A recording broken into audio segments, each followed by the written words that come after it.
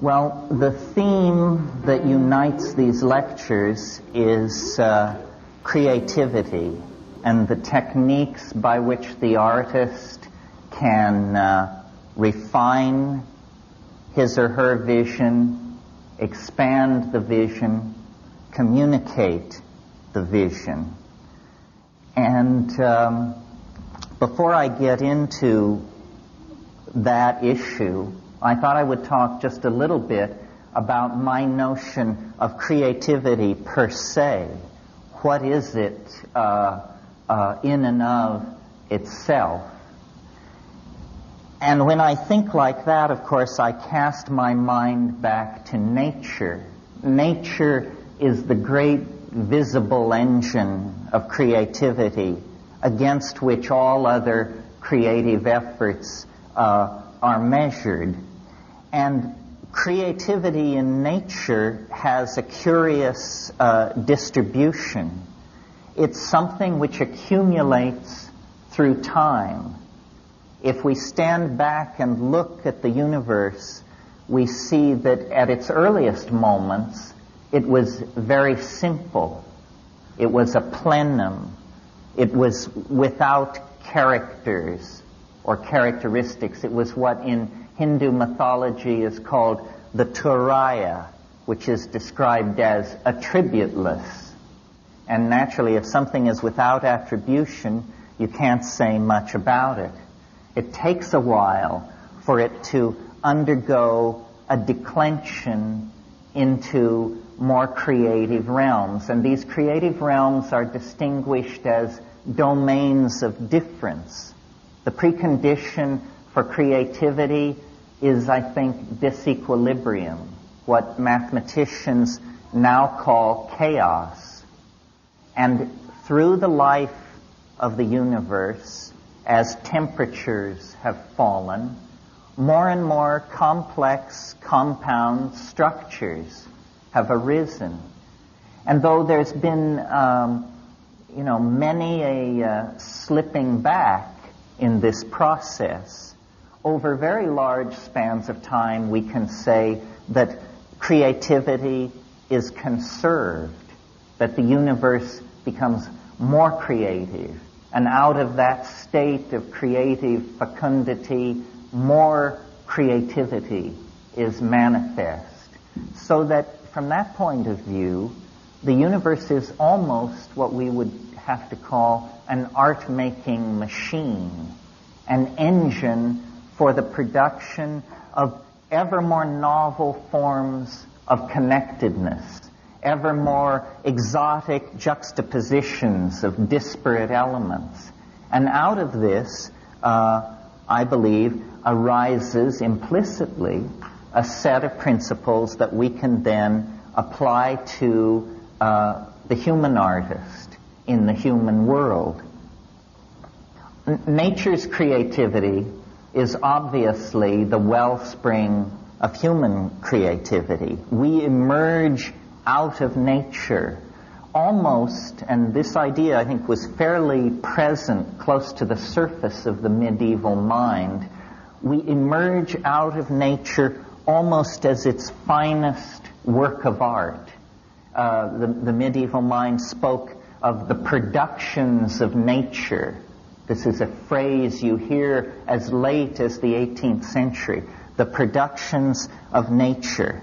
And human creativity emerges out of that, whether you have a model of the Aristotelian great ladder of being or a more modern evolutionary view where we actually consolidate emergent properties and somehow bring them to a focus of self-reflection. Now, I'm sure that we couldn't carry out a discussion of this sort without observing that the prototypic figure for the artist, as well as for the scientist, is the shaman. The shaman is the figure at the beginning of human history that unites the doctor, the scientist, and the artist into a single notion of caregiving and creativity. And I think that, to whatever degree art over the past several centuries has wandered in the desert, it is because this shamanic function has been either suppressed or forgotten. And different images of the artist have been held up at different times. The artist as artisan, the artist as handmaiden of a ruling class or family, the artist as designer for the production of integrated objects into a civilization. This notion of the artist as mystical journeyer, as one who goes into a world unseen by others and then returns to tell them of it, was pretty much lost in the post-medieval and Renaissance conception of art up until the late 19th century or early 20th century, where, beginning with the Romantics, there is a new permission to explore the irrational. This really is the bridge back to the archaic shamanic function of the artist. Permission to explore the irrational. The Romantics did it with their elevation of titanic emotion, romantic love specifically. The symbolists in the mid-19th century did it by a re-emphasis on the emotional content of the image and a rejection of the previous rationalism.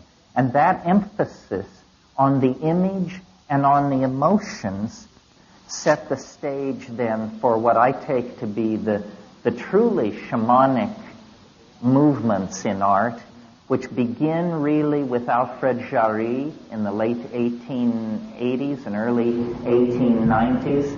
Jarry, you may remember, was the founder of something called the École du Pataphysique, the Pataphysical College. Jarry announced pataphysics is the science. The problem was nobody could understand what it meant or what it stood for, including Jarry.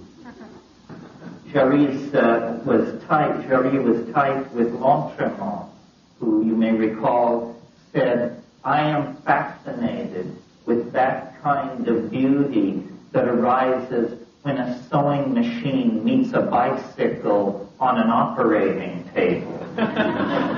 See, this was a true effort to bend the boundaries of art, to create new permission really for the unthinkable. And this, again, reinforces the shamanic function. What do we mean when we say the unthinkable? We mean the envelope of that which can be conceived.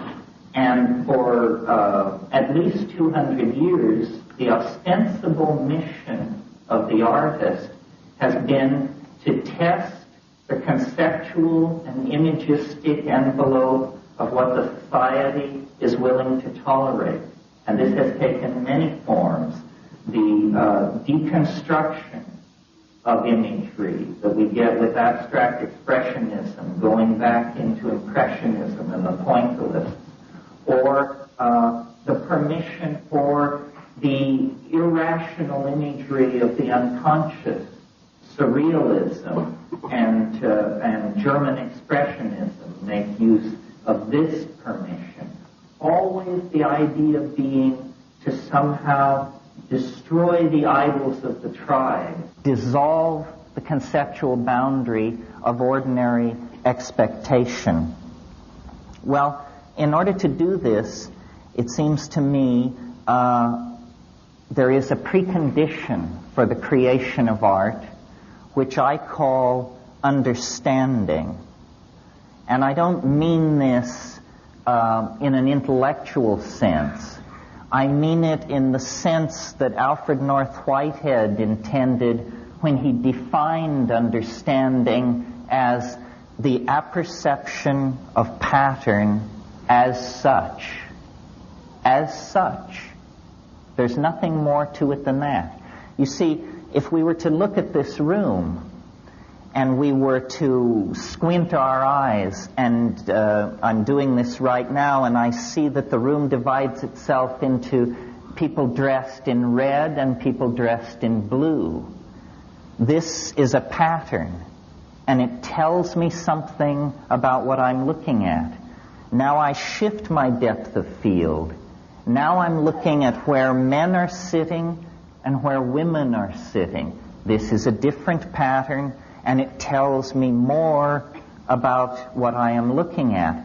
The number of these patterns theoretically present in any construction is infinite.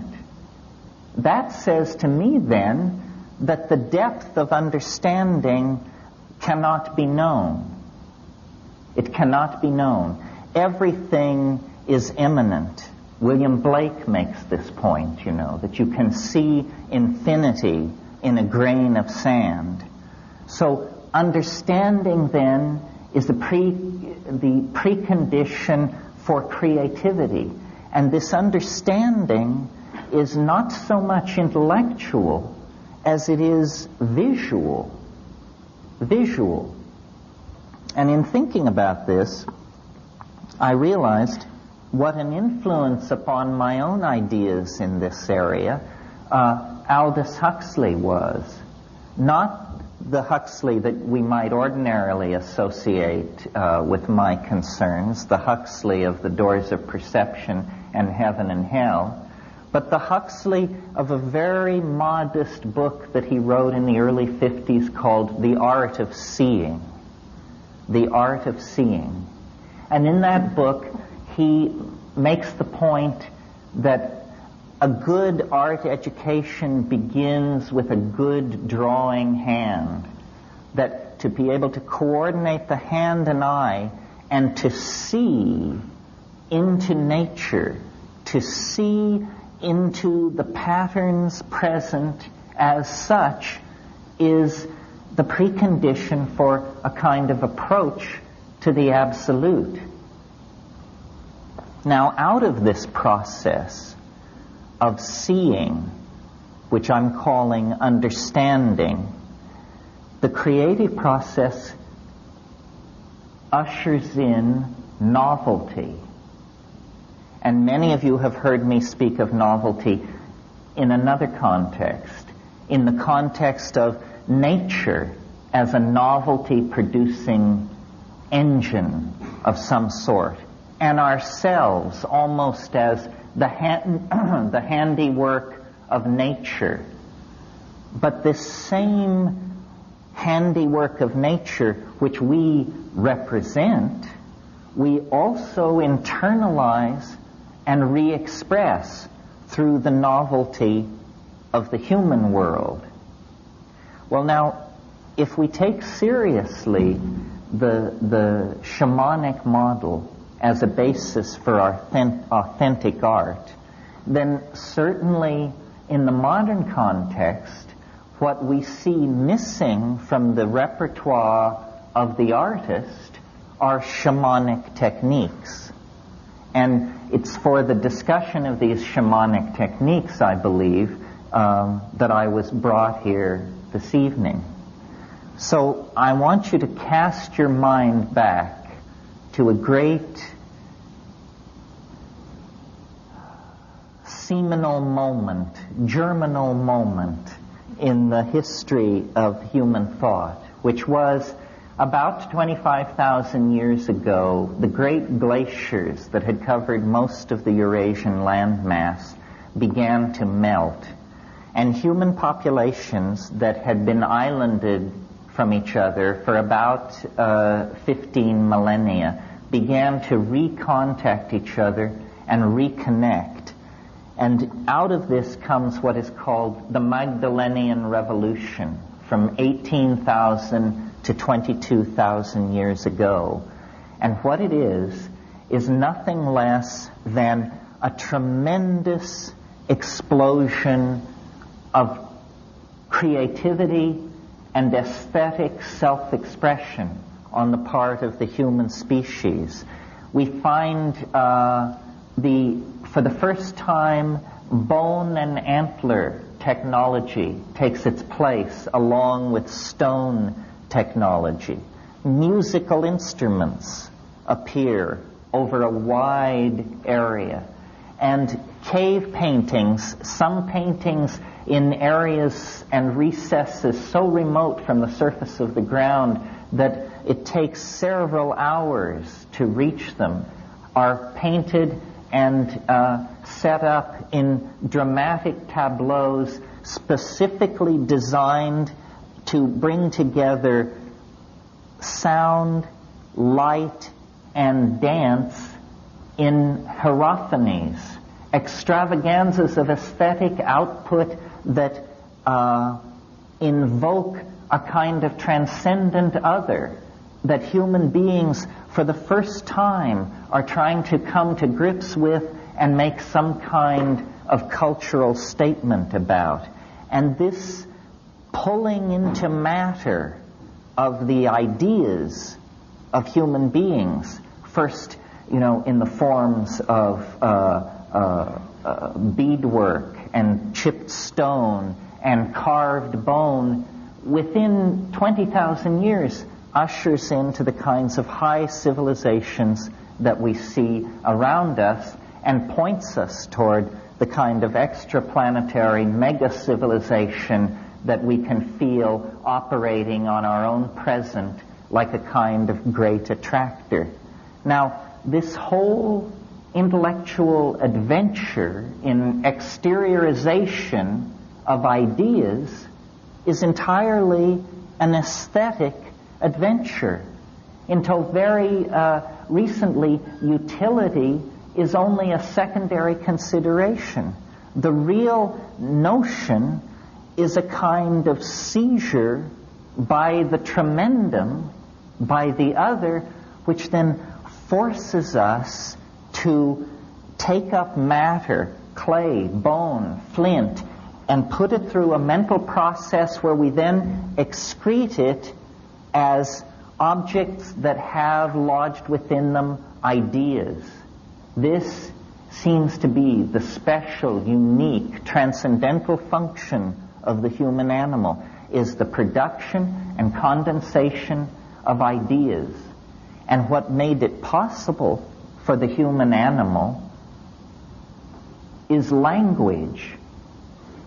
If you're seeking the thumbprint of the transcendental on the myriad phenomena that compose life on this planet, to my mind, the place to look is human language. Human language represents an ontological break of major magnitude with anything else going on this planet. I mean, yes, bees dance and dolphins squeak and chimpanzees do what they do, but it's a hell of a step from there to Wallace Stevens, let alone William Shakespeare. Language is the unique province of human beings, and language is the unique tool of the artist. The artist is the person of language. And I've, given a lot of thought to this because the work that I've done with psilocybin mushrooms and the observations of psychedelic plant use in the Amazon centered around ayahuasca lead me to the conclusion that it is the synergy and catalysis of language that lies behind not only the emergence of human consciousness out of animal organization, but then its ability to set a course for a transcendental dimension and pursue that course against all the vicissitudes of biology and history over 10 or 15,000 years. Language has made us more than a group of pack-hunting monkeys. It's made us a group of pack-hunting monkeys with a dream.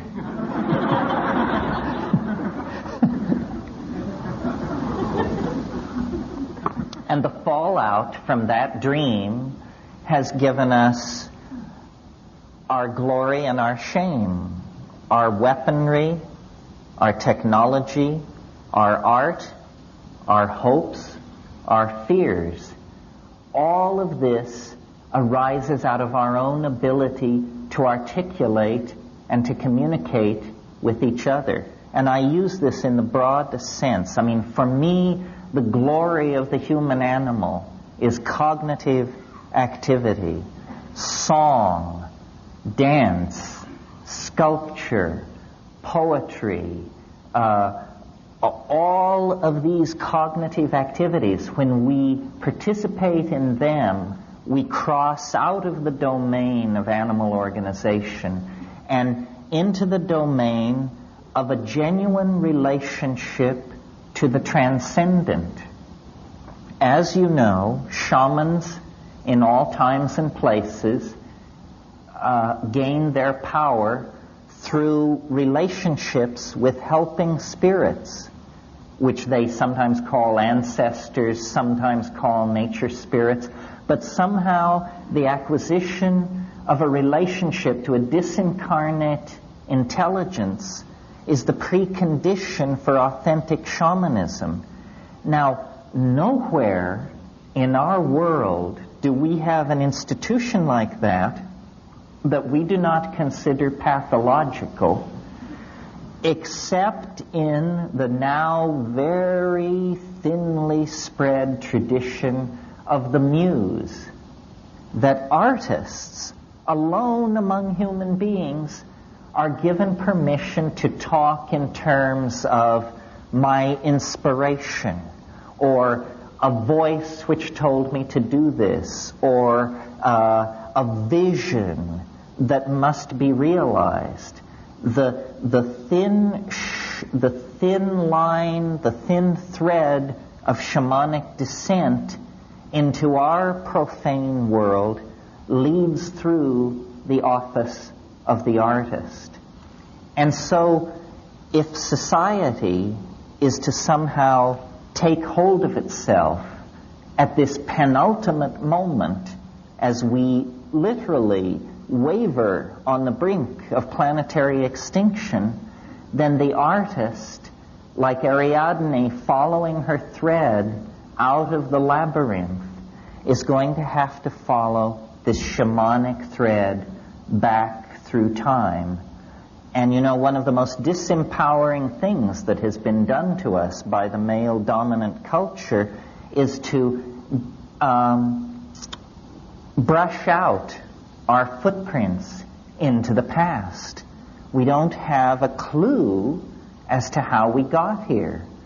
Most people can't think further back than the first Nixon administration, let alone, you know, the arrival of the Vikings, the fall of Çatalhöyük, the melting of the glaciers, so forth and so on. We have been disempowered by a rational tendency to deny our irrational roots, which are a kind of embarrassment to science, because science is the special province of the ego, and magic and art are the special province of something else. I could name it, but I won't. It prefers to be unnamed, I think. So, how seriously then are we to take this, I'll call it an obligation, to follow the shamanic thread back into time? Well, I think that it is a matter of saving our own souls, that this is the real challenge. You know, I love to dig at the yogins by saying nobody ever went into an ashram with their knees knocking in fear over the tremendous dimension they know they were about to enter through meditation. Still truer and more sad, still more true and more sad, is the notion that very few of us pick up our sculpting tools or our airbrush with our knees knocking with fear because we know we are invoking and acting with the muse at our elbow. And somehow I think the artists need to recover this sense of mystery. One of the most depressing things to me about the art scene, and I had a chance to reconnect with this because I was just in New York, is it now has a kind of directionless quality. You can go into a gallery and you cannot tell whether it is 1990, 1980, 1970, or 1960, because a kind of eschatological malaise has settled over art. All notion of any forward movement toward a transcendental ideal has been put aside for the exploration of idiosyncratic vision. And I grant you, this is a tension, and perhaps in the question period we can talk about this. There is a tension between the individual vision and the notion of an attractor or a collective vision which wants to be expressed. But to my mind, this is the same dichotomous tension that haunts the individual in his or her relationship to Tao. You know, we don't want to be lost in ego, but on the other hand, if we completely express the Tao, we have no sense of self. The ideal seems to be a kind of coincidentia oppositorum, a kind of literalizing of a paradox, where what we have is Tao, but we perceive it as ego. And in the application of this notion to the art problem, I would say what we need is a situation where schooling, if you want to put it that way, or a tendency toward a coherent vision expressed by many artists is spontaneous. Each artist imagines that they are pursuing their own vision, yet obviously they are in the grip of an archetype which is rising through the medium of the unconscious. Now, the last time we saw this in American art was in abstract expressionism, which was probably, in terms of the values, in terms of tension and the amount of emotional gain between one artistic moment and another, the break between abstract expressionism and what preceded it was the most radical break in American art in this century.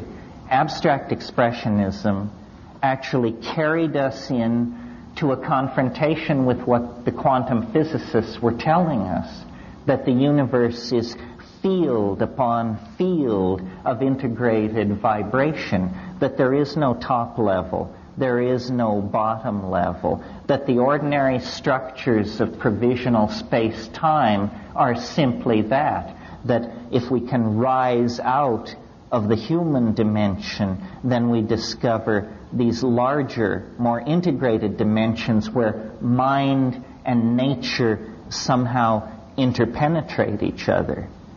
A vision like that, a coherent vision, has yet to announce itself here in the post-history, pre-apocalypse phase of things. Well, I guess I have a kind of reactionary side when I think about the creative endeavor. I believe that the psychedelic experience, as encountered by each of you in the privacy of your own mind, or as encountered by a pre-literate society somewhere in the world, that psychedelic experience is in a way the Rosetta Stone, not only for understanding the encryption that our own lives represent each to ourselves, but it's also a Rosetta Stone for uncoding the historical experience. Art is this endeavor to leave the animal domain behind, to create another dimension orthogonal to the concerns of ordinary history. And this orthogonal domain, to my mind, is glimpsed most clearly in the psychedelic experience.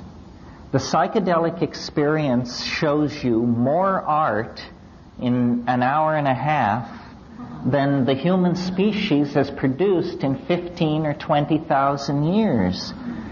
Now, this is an incredible claim. This is why I make it. The energy barrier which separates us from this tremendous repository of transcendental imagery is very low. You know, it's a matter of a little personal commitment and the substances which make the transition possible. The perturbation of brain chemistry is easily done. What is not so easily done is the assimilation of the consequences of this act. Ordinarily, we assume that consciousness is channeled between tremendously deep walls, that there is no way to force a confrontation with the other or the transcendent or the unconscious. We tend to assume that, we're going to have to do double duty at the ashram for 3 decades before you're vouchsafed even a glimpse into these places. This is not true.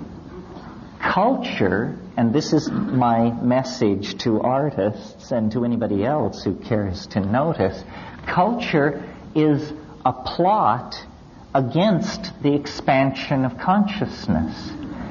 And this plot prosecutes its goals through a limiting of language.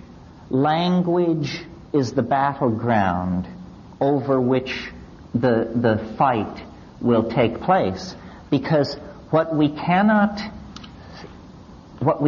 say, we cannot communicate, and by say I mean dance, paint, sing, meme. What we cannot say, we cannot communicate. We can conceive of things that we cannot communicate. And I think every one of us here has done that. And that's a thrilling thing. That is the deep homework. The psychedelic inner astronaut sees things which no human being has ever seen before, and no human being will ever see again. But in fact, this has no meaning unless it is possible to carry it back into the collectivity. And what motivates me to talk to groups like this is the belief that we do not have centuries of gently unfolding time ahead of us in which to gently tease apart the threads of the human endeavor and create a bright new world. That's not our circumstance. This is a fire in a madhouse. And to get a hold on the situation, I think we are going to have to force the issue. Well, one way of forcing the issue, or a chemical definition of forcing the issue when you're talking about a chemical reaction, is catalysis. We want to catalyze consciousness. We want to move it faster toward its goals, whatever those goals are. Well, I believe that to the present moment, language, again in the broadest sense, speech, dance, musical composition, language has just been allowed to grow like topsy. It's been a kind of every man for himself situation.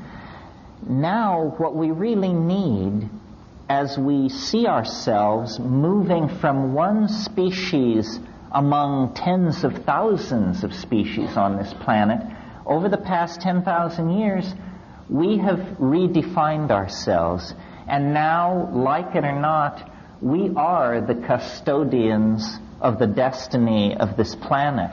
Our decisions affect every life form on the planet. And yet, we are still communicating with each other with the extremely precise medium of small mouth noises mediated by ignorance and hate. This doesn't seem like the way to do business as we approach the third millennium. So, what I'm hopeful for, and what I actually see happening, I think that we're on the right track. The birth of a new kind of humanity is going to take place, but there are still a lot of decisions to be made. How violent shall this birth be? What toll shall it take upon our mother, the earth? What shape shall the baby be in when it finally is delivered? These are the decisions that artists can mediate and control. Most people are afraid of the unconscious. This is why, you can have a psychedelic compound like DMT, which is very much like ordinary brain chemistry, appears completely physiologically harmless, only lasts 10 minutes, extremely powerful, and generally in this society you have no takers. This is because there has been a failure of moral courage. And the failure of moral courage is perhaps most evident in our own community, the community of the artists. In a way, it's the poets that have failed us because they have not provided a song or sung a vision that we could all move in concert to. So now we are in the absurd position of being able to do anything, and what we are doing is fouling our own nest and pushing ourselves toward planetary toxification and extinction.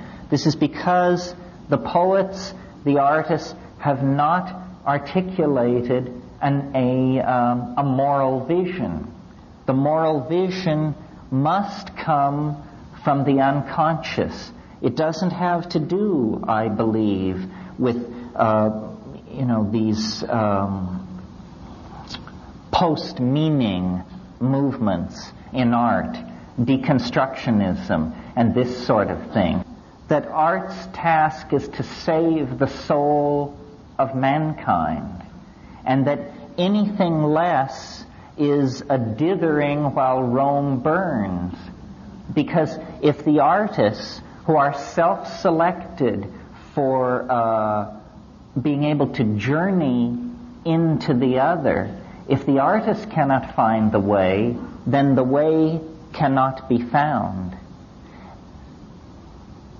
Ideology is extremely alien to art.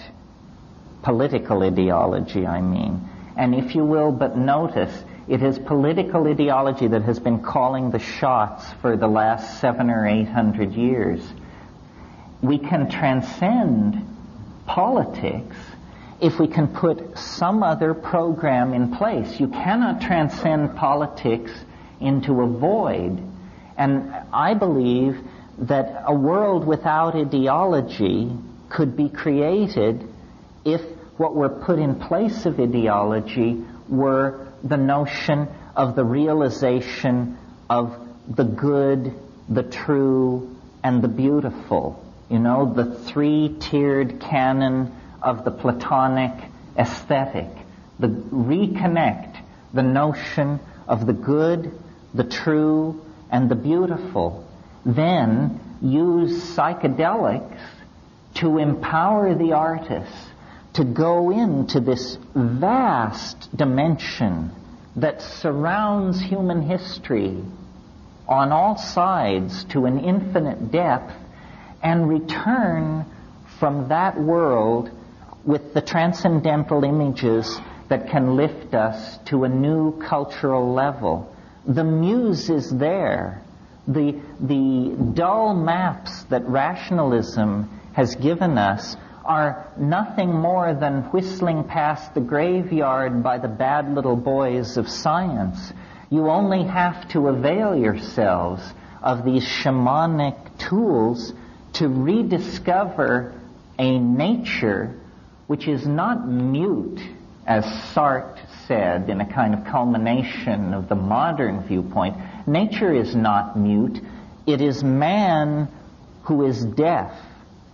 And the way to open our ears, open our eyes, and reconnect with the intent of a living world is through the psychedelics. Now, as you know, biology runs on genes, and genes are the units of meaning of heredity.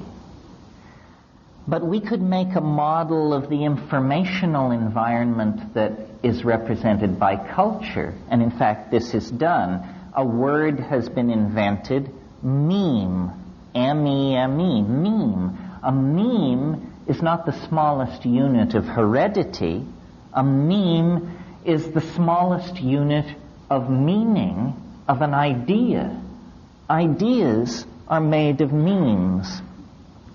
And I think the art community might function with more efficiency in the production of visionary aesthetic breakthroughs if we would think of ourselves as an environment modeled after the natural environment, where we as artists are attempting to create memes which enter an environment of other memes that are in competition with each other, and out of this competition of memes, ever more appropriate, adapted, and suitable ideas can gather and link themselves together into higher and higher organisms.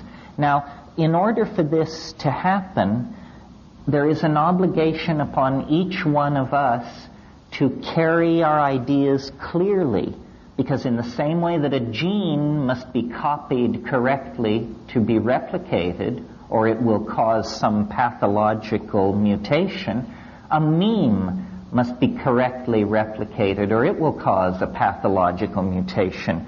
For instance, I would say what the Nazis did to Friedrich Nietzsche's philosophy was a miscopied meme became a toxic mutation inside a culture. So I would suggest to the people in this room tonight that you take a good look around at who's here. Artistic people, psychedelic people look pretty much like everybody else out in society. But we have come here tonight self-selected for our interest in the empowering capacity of psychedelic plants and the empowering capacity of art. So we represent an affinity group, a population with a potential for mutagenic impact on the ideological structures of the rest of society. So look around. Someone here has what you need. And if you can only figure out who it is, You can make a novel connection to move then into a new level of creativity. Well, what is this new level of creativity? Some of you may be familiar with a theme that was very big in medieval religious art, which was the apocalypse of St. John or of somebody. There are a number of these apocalypses. And I think that many of us may come out of a kind of secular background or have not given this kind of a religious idea too much consideration.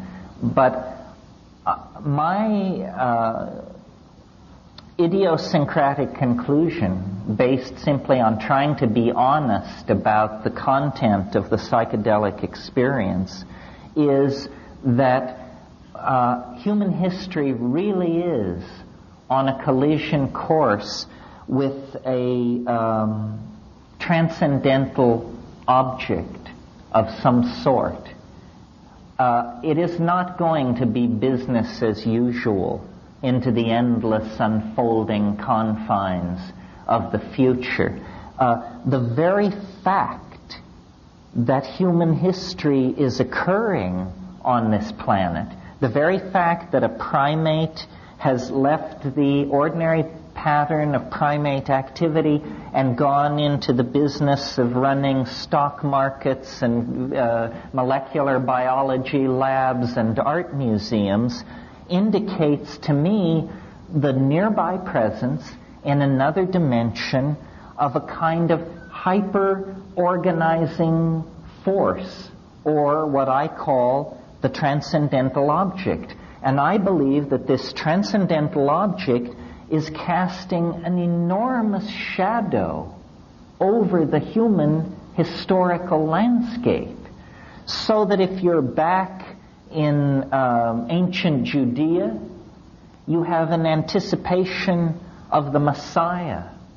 If you are at Eleusis, at the height of the practice of the Eleusinian mysteries, you have an anticipation of the dark God. These anticipations of an unspeakable, transcendent reality that are always clothed in the assumptions of the individual artist and the society in which he or she is working are in fact genuine, and that you don't have to give yourself over to fundamentalist religion to connect with the fact that human history is an adventure. And this adventure has a number of startling reverses and sudden plot shifts that are very difficult to anticipate, and that we are coming up on one of those. The civilization that was created out of the collapse of the medieval world has now shown its contradictions to be unbearable.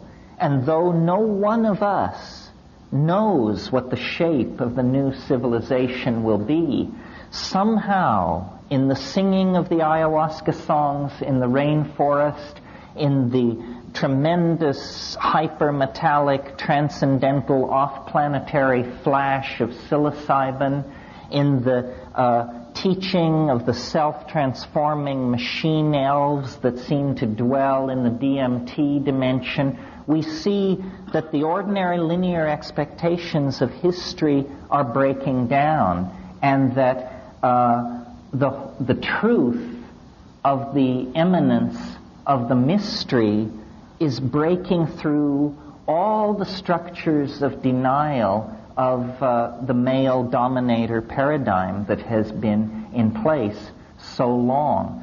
The way to make this birth process smooth, the way to bring it to a conclusion that will not betray the thousands and thousands of generations of people who suffered birth and disease and migration and starvation and lonely death so that we could sit here this evening, the redeeming of the human enterprise all lies then in helping this thing come to birth. And each artist is an antenna to the transcendental other. And as we go with our own history into that thing and then create a unique confluence of our uniqueness and its uniqueness, we collectively create an arrow out of history, out of time, perhaps even out of matter, that will redeem then the idea that man is good. Redeem the idea that man is good. This is the promise of art, and its fulfillment is never more near than the present moment. Thank you very much. Hey there, thanks for listening. Wizards of Word is a passion project of mine, and every like, comment, and subscribe really helps the channel out. If you enjoy this video or get something from it, please consider smashing that like button or giving a subscribe. I'd really appreciate it. Thanks.